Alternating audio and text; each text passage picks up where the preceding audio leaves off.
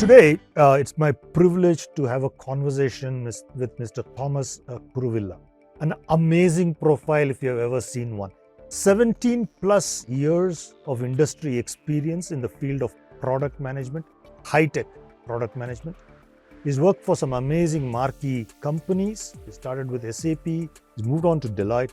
Currently, he's working with Teradata. He's delivered a host of products personally, but also through his team.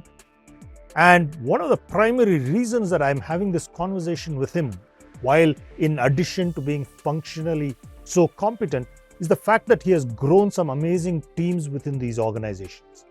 He's helped groom them, he's helped build their competence, and he has helped through them deliver the products for the company. And that's primarily the reason that I'm hoping to have a meaningful conversation with him here today.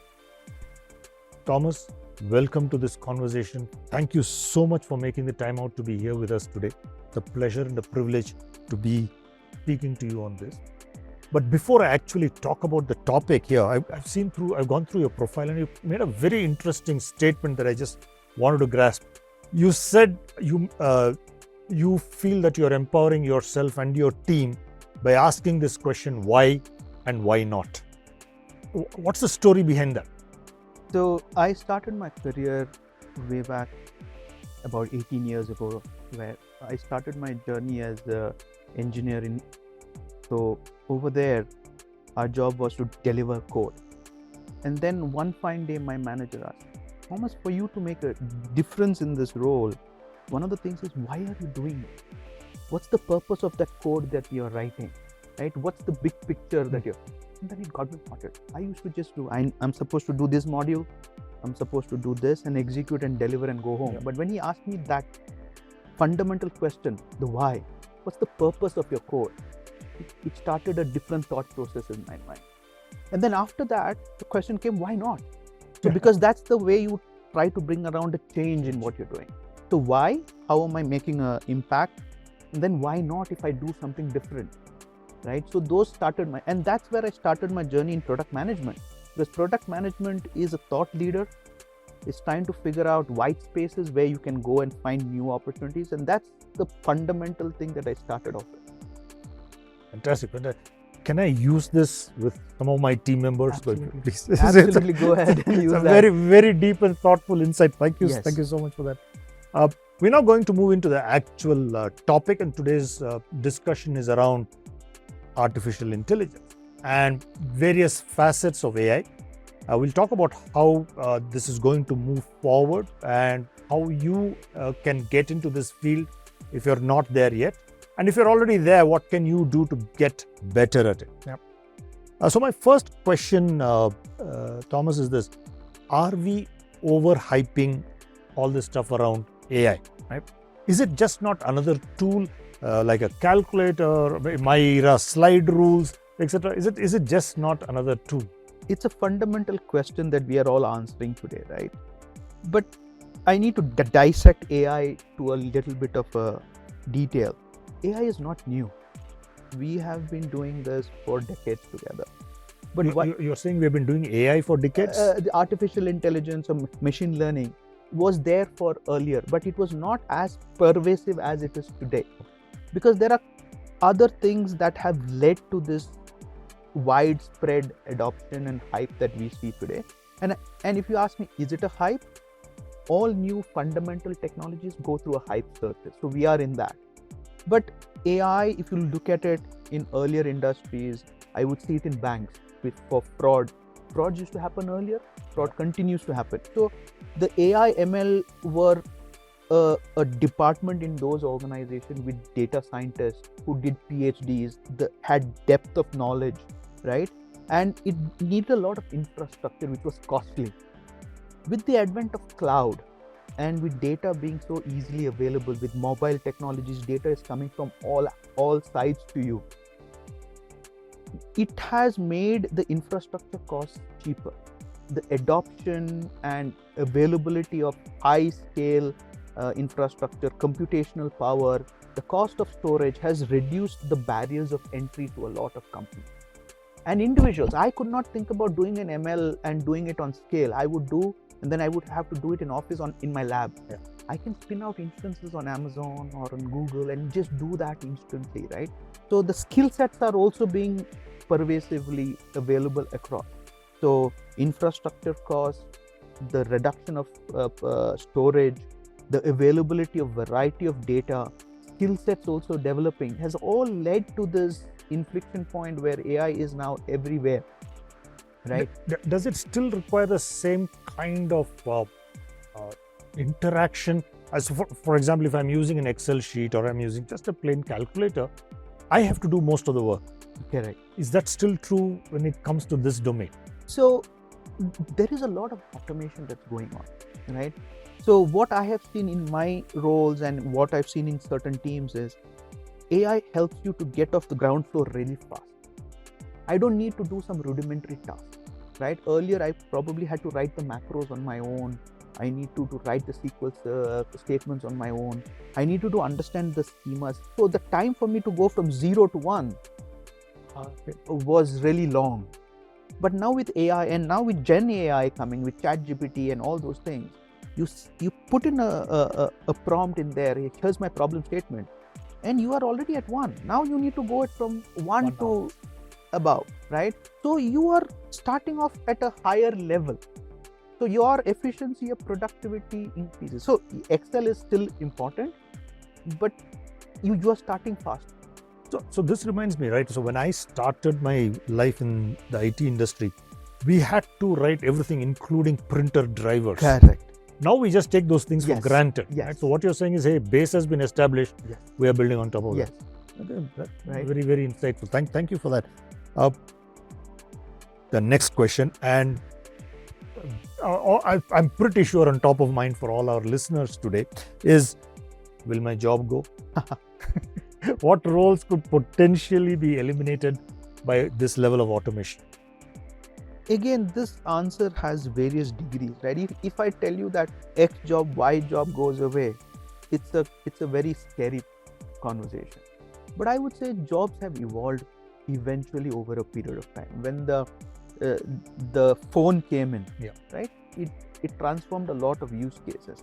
You go back in history with the combustion engine, with automation in manufacturing, everything has changed, right? So if you look at the history of humanity, there has been automation in various stages in our evolution. AI is going to change the way we do certain jobs. Absolutely. The certain tasks are going to go away. And I said, you will go from 0 to 1 first.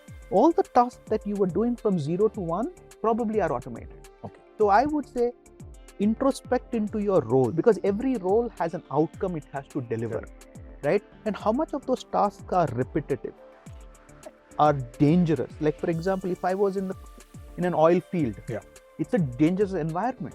With the safety of employees today, I would automate certain things so that I don't put human lives at risk there, right? So there is repetitive tasks, dangerous tasks, tasks which are rules based. Correct. If X, do Y, right? All that can be automated. It means that 0 to 1 conversation is now being automated because there's a higher efficiency to be achieved there. Correct. But the human creativity, what do you do after that? Is not going to go away because AI is not there yet. It will not go away even with Gen AI? I don't think so. I mean, I would say it would be foolish for me to say it's not going to go away. I do not know what's going to happen in a few years. AI will mature, right? But you and I have to be ahead of that curve as well. So you will have to find newer ways to learn, be creative, and find those white spaces where your creativity fills those gaps, right? Which brings me to my next question. I know you didn't bring your crystal ball here today with you, but what kinds of new roles will emerge in this domain of AI? Wow. A few months ago, I did not even hear about this career path called prompt engineer. True. Right? And I was trying to figure out what does a prompt engineer do, and it seems like it's the hot product or the career today. What happens in the future? I think so every industry will have new roles, right? The radiologist role is going to change. Oh, in the field of healthcare? In the healthcare, because the image processing for your scans and blood tests are going to be parameterized to see the ranges, and you will get those reports immediately. Now the question comes is, I'm not an expert in the healthcare industry. What does that mean to a radiologist going forward if the machine can take a scan, find out certain things? So preventive medication is going to be a huge thing, right? So it will become kind of a decision support system. Yes, right. And again, AI is not there yet. We will have to have an oversight into those use cases, right? Healthcare is one, financial sectors are one, right? And also AI and ML are not completely without flaws. There is a question about ethics and morality, Yes. and it's a topic that we can talk for another session one fine day. But there's a lot of bias also in the system, right? So human oversight into this is going to evolve. Rules are going to be there. People in the legal framework will have to figure out ways to how to govern this. So there's a whole ecosystem that will spin up around this whole thing. How this evolves in those industries, I think so the experts in those industries are the best people to decide. But jobs in its current state, it would be safe to say that in 5 years, 10 years, the jobs that you do today probably will have to go again from a 0 to 1 to 1 to 10 probably, right? A new level, because AI is improving. But you know what, I did read about this somewhere, and they're saying that 70% of the jobs that will exist in about 5 years have not been invented yet. Right. So that's the kind of change that we're going to see. So it's not more about me losing my job, it's about my job changing and therefore me having to change with that. I think that's more reassuring than the normal buzz that we hear in the media. So thank you for that. But this brings me to the next question on this. If I have to change, right? So when I move from, for example, in a bank or in a government organization, etc., when I moved from being completely manual to starting to use computers, I had to learn how to use an email, I had to learn how to use Excel, to use Word, etc. Are there some such set of tools that I have to master at the basic level to start getting into this domain of AI? So getting into the domain of AI means a couple of things, right? You need to look at the entire cycle of how AI goes from an idea in somebody's head as an opportunity to solve a business problem to actually doing that, right? So one is the expertise in the domain. So my application domain. Application domain, right? Okay. I could be a doctor, I could be a surgeon, I could be a banker, I could be even an agriculturist. Yes. Right? So my domain is very important. That skill set is not going to go away. So build in-depth knowledge and adapt that. Now you need to think about, how do I take technology, and I consider AI technology. Right? Technology is an enabler, right? How do I increase output in agriculture? How do I increase productivity? How do I increase my healthcare efficiency in providing and detecting and preventing? So you are thinking about the next level, right? And I would say use technology as an enabler. So understanding the business problem, the domain, what are the success criteria for this? What is the thing that I'm going to look into saying that it's successful? So the metrics that you want to track also. So that comes from your expertise in domain. The second part is, how do I take... In fact, if I may interrupt you, this expertise in domain is that why question that we started with? Yes. That's really what this is. Right? Yeah. What is the purpose of what am I doing, right? Am I trying to solve hunger problems? Right? Healthcare problems. And I mean, the problems in each industry, right? So understanding the why and what outcomes do you want to say that I've been successful in, right? The second part is, how do I take that and apply technology in facilitating my outcome? Now, technology is going to be based on where are my sources of data going to come, right? From where, so I'll have to find multiple sources of data. It could be quantitative data, it may be qualitative data. I need to look at, so that's where the technologies on the data analysts and all those profiles come in, right? Understanding the data domain. Now, as a domain specialist, I may not understand the data. So probably your technology, your CTOs or your data analysts will bring that, right? And then now we are getting into the space of technology. Now you will need to talk about feature engineering. What parameters influence what? You will have to sit with your business experts to say, okay, I see this. So because the technologists will not have the domain expertise, but you may see, I see these trends, I see these parameters affecting. Would you agree? the agreement comes from the person in the domain. So you have a person in between technology and domain figuring it out. Now you figure out and you do your ETL and your data quality. Sorry, what is ETL? It's the extract, transform and load, right? So the ETL processes that you get, and then you do your feature engineering, you choose your parameters, and then you choose your algorithm. Now it's a big word. Yeah. It's a scary word, right? I was just going to say that. Yes. So now, do I need a PhD or a data science? Probably 10 years ago, you would probably need it, right? Banks had people in PhDs who did algorithm-based tuning and all those things. But with the democratization of ML, has a lot of technology available from Google, from Facebook, from Microsoft, data robot, where you just put your data and it'll recommend algorithms to you. So you're, again, the 0 to 1 problem solved, right? But then the 1 to 10, you'll need people to now tune. Like, so imagine you are an automotive engineer. I got the engine. Yeah. Right? Okay. But I need to tune the horsepower, the mileage. That needs fine tuning, right? AI is not there yet, right? And then you need to know, where am I going to put this in? Is it going to be a high-end car, an economic car?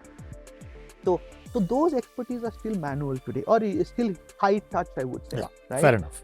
Yeah. So it's an iterative process. Once you identify the algorithm, you need to apply it into the application, tune it, correct it. It goes on, and then you see. So domain expertise, technological expertise, mathematical, data science, all these are skills that's going to come up and evolve. So if you ask me if there is a career, you can choose one of them and go deep. Oh, okay. So it's not that it has to be all of them. I don't think so. It's going to be physically possible for one person to go deep in all these parts.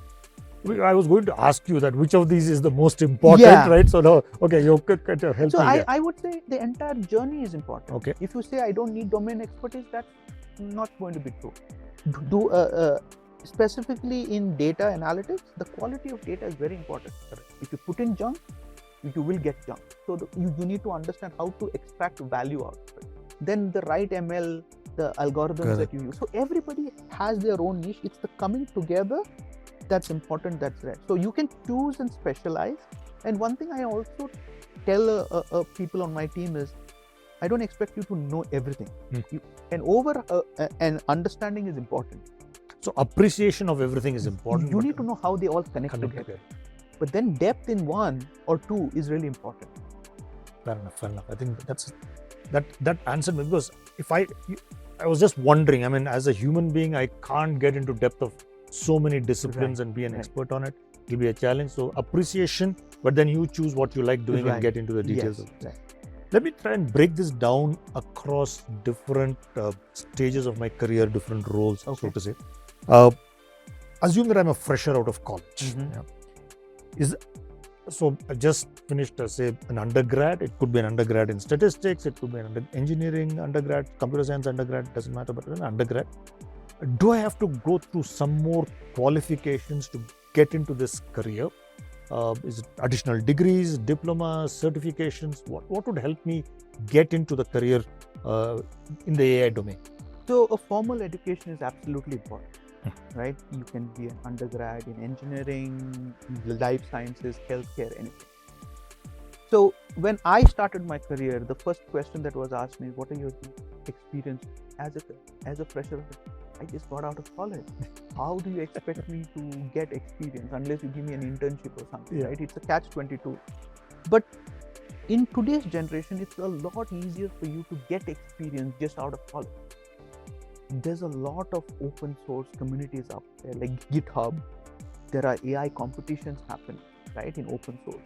As you are doing your base education, your co-graduation, you can still be part of an open source platform, contributing, learning, and that shows your portfolio of work, right? So that's one part. So it is easier for you to show your thought process, your creativity, your knowledge in today's generation than earlier. The other part is, on the open source ecosystem, there'll be a lot of projects going on Kaggle or on GitHub, where you can contribute open source, right? Okay. Now that also, if I'm a hiring manager, I'm looking at, X has worked on this, so he's a team player. Yeah. So you have other skills also developing to work in a corporate environment. So I don't need a formal job to say I've got experience. Your work is out in the open for anybody to see what you have done and what you have this contributed to the world, right? So the proof is in the pudding, as they say. You can just say, here's my GitHub account or my work. You can go and see, and you can see how people have contributed to you, how you have contributed, and how you have matured. It gives you a starting point ahead in your career. Again, the conversation is 0 to 1. Yeah. Right? It's easier now to not only focus on the academic, but also building on a portfolio. The word portfolio, I was just going to use that word, right? So this is exactly what our friends in the creative domain have been doing forever, right? Yes. So whether they are in marketing, media, etc., Yes. they have been building their own portfolio. Yes. Now we are saying, hey guys, you're a techie or you're a statistician, you're a visualization guy, build your portfolio. That's the experience that you will show. Absolutely. Very, very, very nice. Because as I said, it's going to be a creative profession, and a creative profession needs a portfolio. What are your creds in the market? I was going to ask you, what do I need to do to prepare myself for this way? So you kind of jumped the gun there, but thank you so much. Interesting question next is, you briefly touched upon this in the sense that AI is there across so many domains, right? What kinds of companies can I aspire to get in, as a fresher? Okay. Again, going back to the answer what you said, right? Expertise in the domain. If you're coming from a finance background, think about that. So the expertise in domain. So if I'm a commerce graduate, maybe I should think about BFSI as a sector. Yes. Okay. So those are the obvious things, right? But then you have other industries where finance is important, because any problem, end of the day, you need to have an impact on the finance. Correct. It should be profitable. I mean, unless you are a non-profitable organization, but you still need to show revenue. Exactly. You have to be break even at some place. I agree. Yeah. So I'm not saying that a commerce graduate should only go to finance, but there is opportunities across, right? The application of the domain is important. So I could be a commerce graduated in the healthcare industry. Okay. Right? How do I optimize my cost of production of drugs? So it's a kind of pharma, get into pharma. Right. My cost of production, how do I mean, optimization conversations wherever you want, right? So those are conversations. Then you have your AI, ML, your core tech skills. So you could be an AWS certified person or a Google certified person or a Microsoft certified person, right? You can have a lot of certifications. And those skills are transferable because the technology remains the same, it's the application that changes. So the fundamental building blocks are there. So you cannot, I could say I'm a AWS certified or Google certified and I could work for a Microsoft. Or I could work for a Fortis. Okay. Yeah, it doesn't matter. It doesn't matter because the skills are more, but the application is important. Correct. Right? Is this true for all the statisticians as well, BSc statistics, MSc statistics? So I wouldn't go into the details around that, but I know a few friends of mine who are in the data science have spent decades in mastering certain business problems, right? Like for example, in fraud, in the banking industry, fraud is a huge thing. They have spent time in tuning the algorithms to such an extent, even a 1% tuning can lead to millions of dollars of saving. But that tuning does not happen overnight because the algorithms are already very tuned. Absolutely. What is that one parameter that you have to figure out? And they spend decades together. So do you need in-depth? Yes, there are spaces where you need absolutely in-depth knowledge. Like if you are in cancer treatment, in-depth knowledge is absolutely required. Because the way you go into the gene structures and all those, you need depth. So I'm not saying depth is not required. But then the complementary part of technology is going to help you speed those things up. If I move forward and move to a different kind of profile, I'm already working in the industry, but not in AI. I would now love to go into a quote-unquote AI job. What do I have to do? So the first question is, what does an AI job mean, right? So if I'm from the banking sector and I want to know about AI, I can go and learn all the algorithms. I can go and say, here's how I use this algorithm. I can do this. It'll be easier for me to understand and learn this technology because it's easily available with online courses and all those things. But end of the day, it always boils down to the application of it into real world. Correct. What is it that you bring unique to the table that makes you stand out from the other? It's your experience in the domain to start. Now you bring this together with the technology, you become a lot more powerful. The question is, how much depth do you want to go into? Are you going to do a PhD in statistics and go into the algorithm? I mean, it depends. Some people have changed careers. Yes. Yeah. Right. I was on a podcast. Sorry. The previous podcast that you had published by Mr. Verma, I was saying it takes time for you to change the boat 180 degrees. It's not going to happen overnight. Yeah. So finding out adjacent use cases, I think so that was a very important podcast for people in mid-careers right?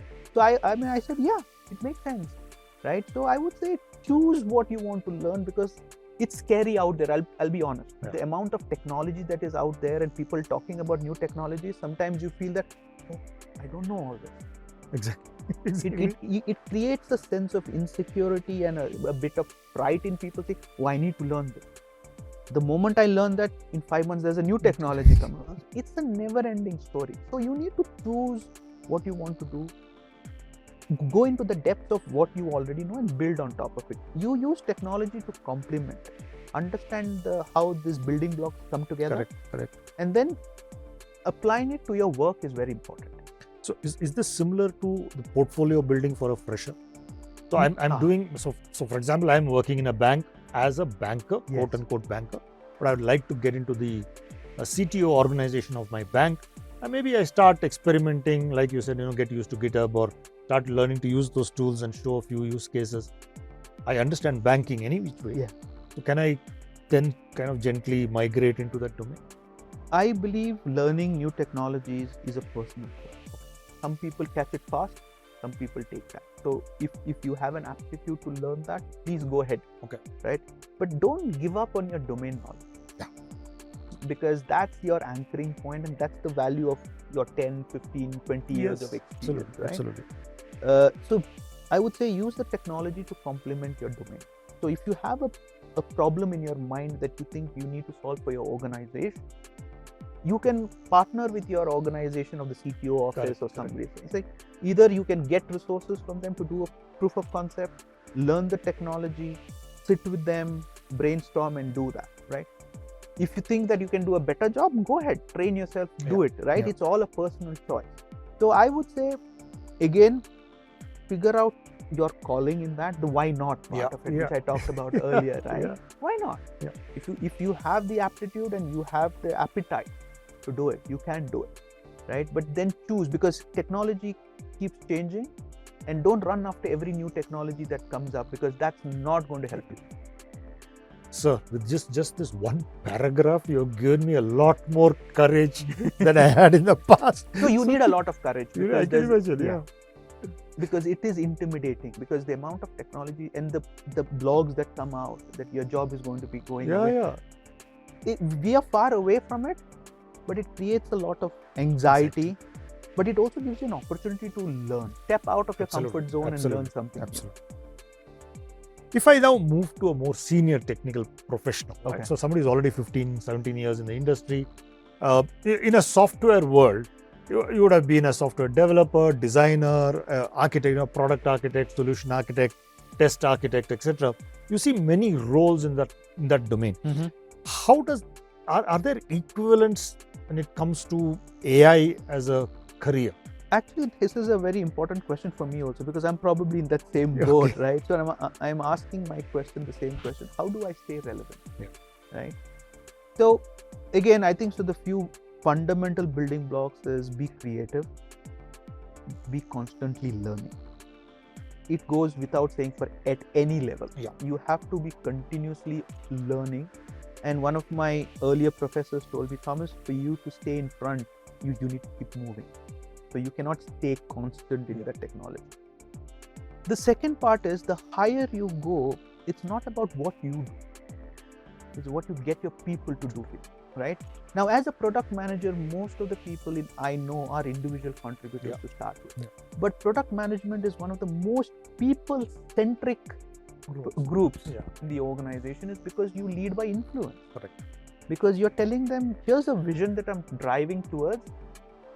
You don't report to me, but you trust me and follow me. Yeah. Right? So influence by purpose. Correct. Is something that as a product manager, I have to drive. Correct. I have to inspire people.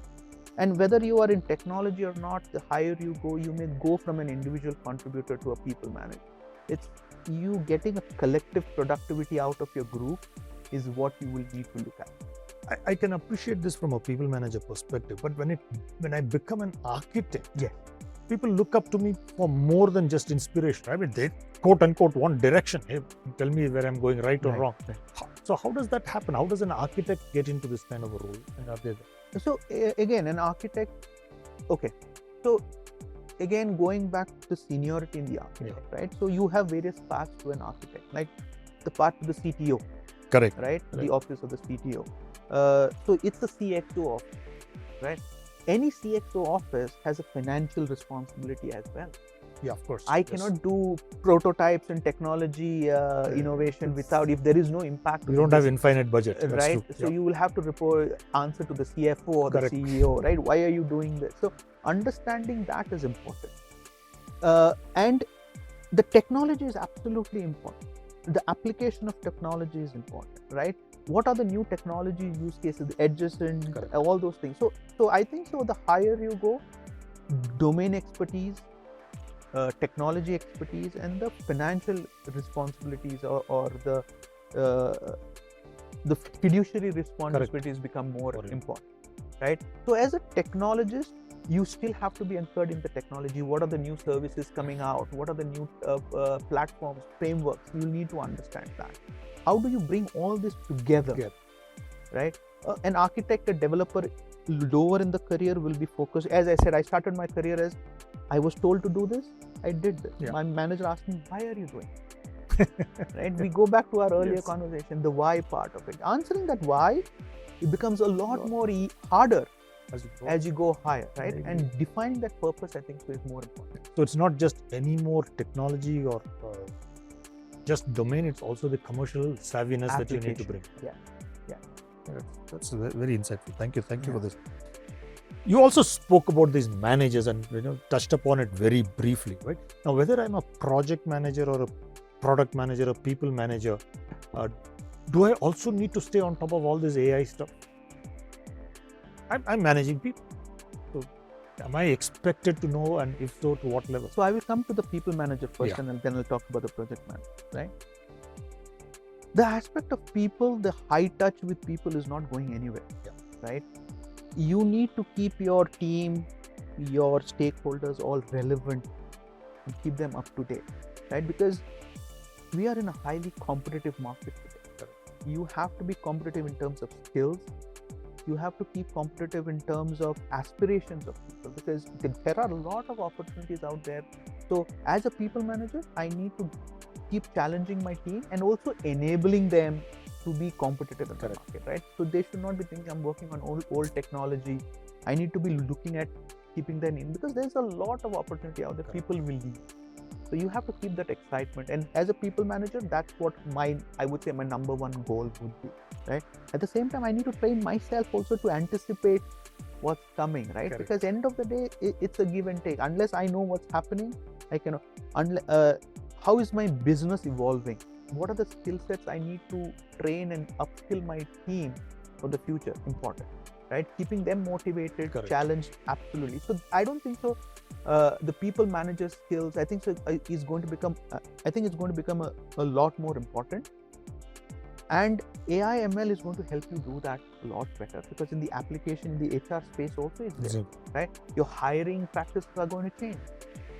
Your performance evaluation methodologies are going to change. All those things are going to change. So am I supposed to be updated? I don't need to know the details around the plumbing inside AI, but I need to know how it comes and applies to my work. So the what and the why I still need to understand. Yes, right. Okay. Now we come to project manager, right? These are the people who I would say who are executing, for monitoring what is happening. Earlier, I used to go with a sheet checking what's happening. Now all this is automated. So there's, it goes, every role is being transformed, right? So instead of running after people, You will know what's happening. Now you need to think about new ways of maintaining and achieving efficiency.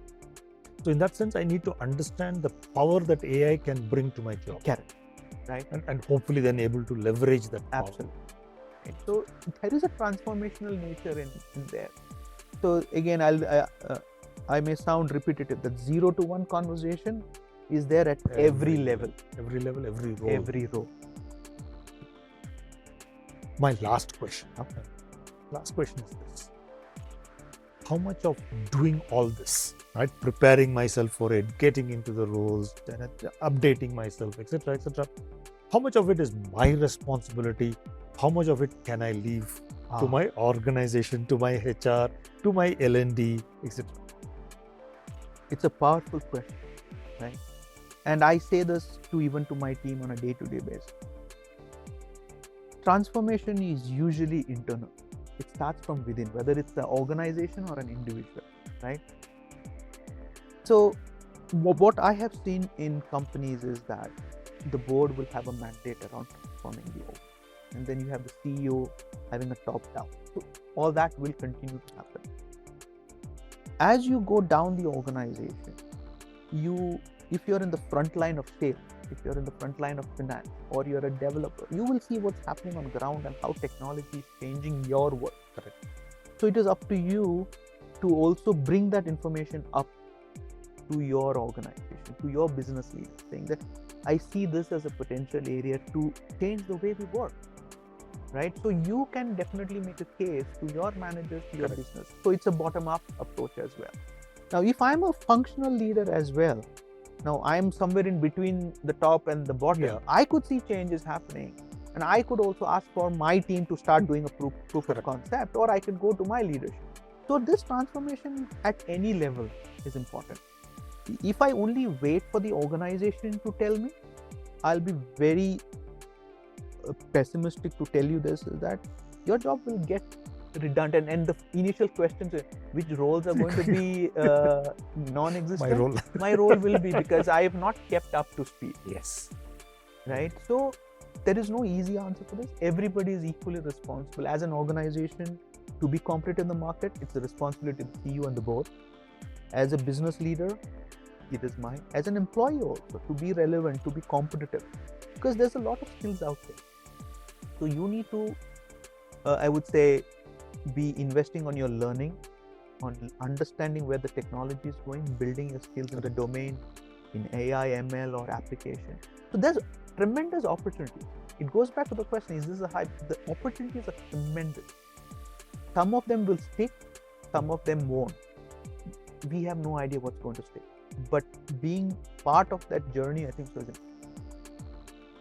Thomas, you believe it or not, over the last half an hour, you have given me far more courage and comfort than I've had in many, many years. The reason is this, right? I was really truly worried, and I'm pretty sure many of our listeners are also worried. I have to learn A and B and C and D and E. I mean, when am I going to ever do that? When am I ever going to get into the realm of AI? When will I be recognized and so on? What you have said is, hey, Bhaskaran, have an appreciation for everything. You need to appreciate domain, you need to appreciate technology, you need to appreciate the people involved, you need to appreciate business, the commercial side of this. But you need that appreciation, but choose which of those areas you want to deep dive into. And then go for that deep dive. So if you love statistics, get down that path. If you love algorithm, go down that path. If you love domain, go down that path. And I think that's a far easier journey for each of us to take, and perhaps then make our careers even more resilient and more successful. Thomas, thank you. Thank you so much for all of this. It was a privilege and a pleasure talking to you. And I'm pretty sure that most of our listeners today would have taken a few nuggets out of this. My pleasure. Thank you so much. Thank you.